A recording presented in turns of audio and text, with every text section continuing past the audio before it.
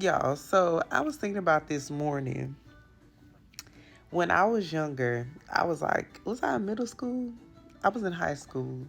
And I dated this guy for a very short time. And we went to the same church.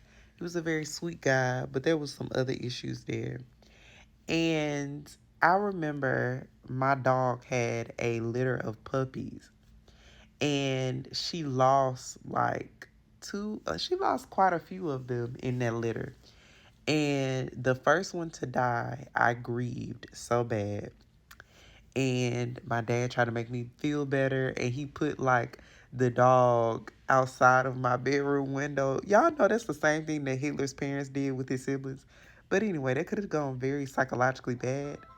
But it was a dog. Time went on, time passed. But from him seeing my humanity in that moment, it made him love me more, right? The fact that I was just myself, and it wasn't performative, it was just me being myself. And I really felt like the Lord wanted me to just come on here and not even really preach today, but just to tell you guys, go to more spaces and exist in more spaces where you're not feeling pain and anxiousness in your body, that you're not like, I know this person doesn't really like me, but I have to exist here. Now God does call us to some assignments like he did with Elijah. He fed him from the ravens, he drank from the crook, and then it was time to return back, like go back and finish what you started, right?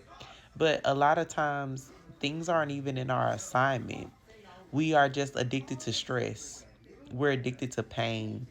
We're addicted to existing around certain spirits, and our bodies are sick.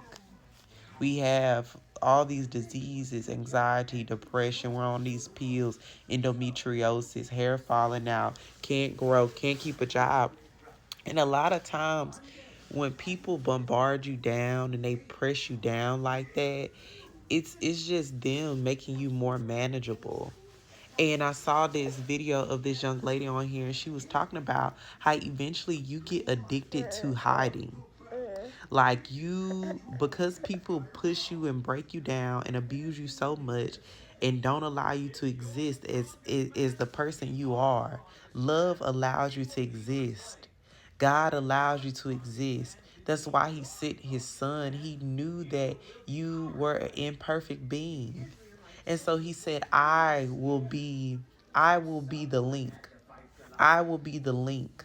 Jesus said, I will be the link between you and my Father to make sure he can see you as who you are, but also see me. And people that love you see you for who you are, but they also see the humanity and the God in you.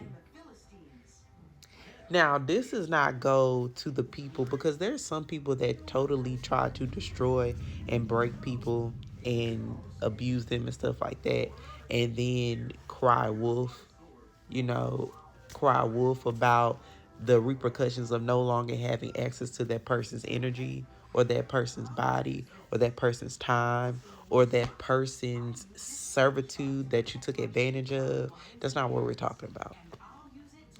But I love y'all, and exist. Exist. Be who God called you to be. Exist without shame. And the people who love you, they will see the things that the Lord allows you to do in your humanity, and they will think that it's beautiful. Now, I'm not talking about abusing nobody. I'm not talking about being addicted to anything. That's not what I'm saying. I'm saying being beautifully you, your quirks, your just everything. And even if because I never want you guys to say I'm a false prophet or anything like that. Even if you don't see it in anyone around you, or you don't feel like there's a space physically for you to be that, know that you always have that space with God. I love y'all. Shalom, shalom.